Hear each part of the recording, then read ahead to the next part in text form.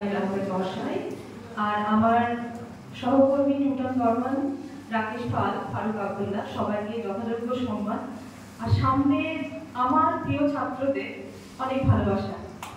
আচ্ছা, আজকে আমরা অধ্যক্ষ মহাশয় বা কাদের বাবু, ফারুক আব্দুল্লাহ স্যার তোমাদেরকে বললেন এবং তোমরা প্রত্যেকেও জানো যে কি কারণে আমরা একত্রিত হয়েছি। আমি একটা বিষয় কনফেস করি যে তোমাদের এই যে দিনগুলো একটা দিন উদযাপন করো, সেখানে কিন্তু আমি অন্তত ওয়েট করে থাকি যে এরকম একটা দিন পাবার। ঠিক আছে, এই দিনগুলোতে তোমাদের সঙ্গে সাক্ষাৎ হয় এবং খুব ভালো সময় আমরা কাটাই।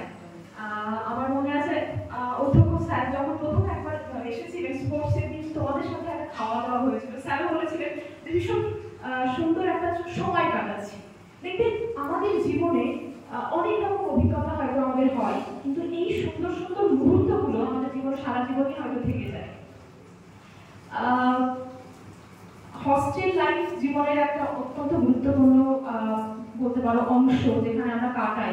যারা হস্টেল লাইফকে মিস করে তারা হয়তো সেগুলো উপলব্ধি করতে পারবে না, যারা সেই বিষয়গুলো মানে হস্টেলের দিনগুলোকে উপভোগ করছে তারা প্রত্যেকেই জানো। এবং স্যার বললেন যেটা যে হস্টেল লাইফে কম বেশি র্যাগিং হয়।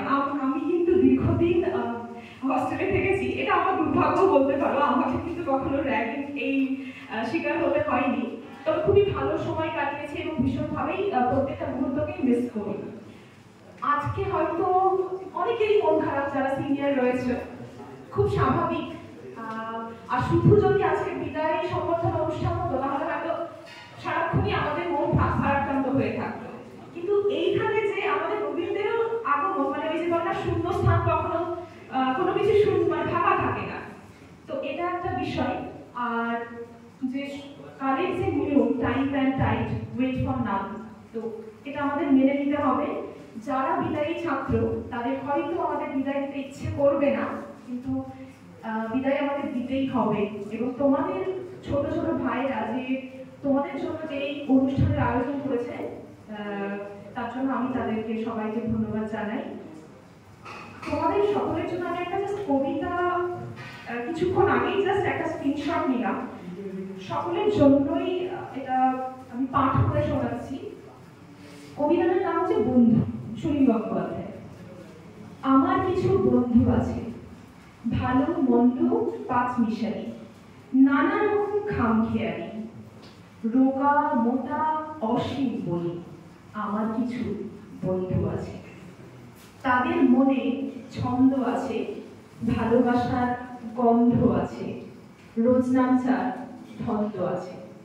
আমার কিছু বন্ধু আছে, তাদের সুখ দুঃখের স্বপ্ন আছে, স্বপ্নে অলিক প্রলাপ আছে, বাক্যে হাসির আলাপ আছে। আমার কিছু বন্ধু আছে, শুনলে কথা কান চলে যায়, হাসলে পেটে খিল খুলে যায়, থাকলে এরা মন ভরে যায়। আমার কিছু বন্ধুত্ব আছে, বন্ধু আছে। এই কবিতাটা পাঠ করার একটাই উদ্দেশ্য যে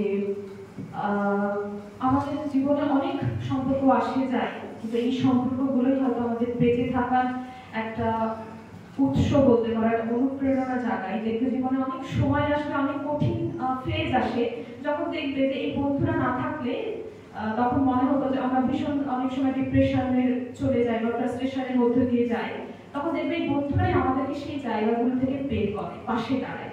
তোমাদের প্রত্যেককেও সেটাই বলবো যে পেশায় তোমরা যাই হও না কেন, ভালো মানুষ হবে, ভালো বন্ধু হবে। সব যারা বিদায়ী ছাত্র তাদের জন্য শুভকামনা রইল, আর যারা নবাগত ছাত্র তারা তো এখনো দীর্ঘদিন এখানে থাকবে, তাদের জন্য অনেক শুভকামনা রইল। সবাই ভালো থেকো।